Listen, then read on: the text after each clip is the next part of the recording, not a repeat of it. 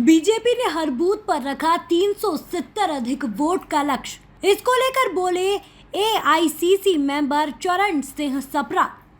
कहा बीजेपी हर चुनाव के पहले लक्ष्य की बात करती है। तमिलनाडु के चुनाव में उन्होंने कहा था 118 पार, मिली 4 सीट। पश्चिम बंगाल में उन्होंने 200 पार का लक्ष्य रखा था और मिली थी 77 सीट। हिमाचल में कहा था कि 45 पार, मिली 25 सीट। भारतीय जनता पार्टी की फितरत है इस तरीके की घोषणा करना।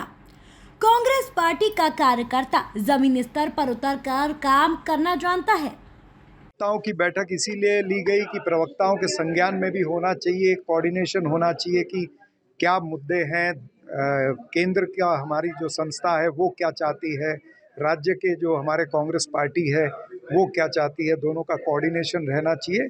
और हर लोकसभा क्षेत्र के अंदर हमने कोऑर्डिनेटर अपॉइंट किए हैं जो हर लोकसभा क्षेत्र के अंदर मीडिया का कोऑर्डिनेशन देखेंगे, वहाँ की डिबेट्स देखेंगे, वहाँ पर क्या हलचल है वो हम तक पहुँचाएंगे, हम दिल्ली तक पहुँचाएंगे।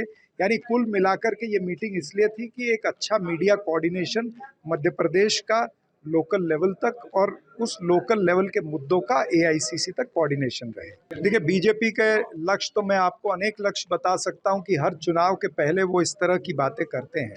तमिलनाडु का चुनाव था, उन्होंने कहा था कि 118 पार, मिली कितनी 4 सीटें। पश्चिम बंगाल में उन्होंने कहा था कि 200 पार, मिली कितनी 77 सीटें। हिमाचल का चुनाव आया, उन्होंने कहा 45 पार, मिली कितनी 25 सीटें।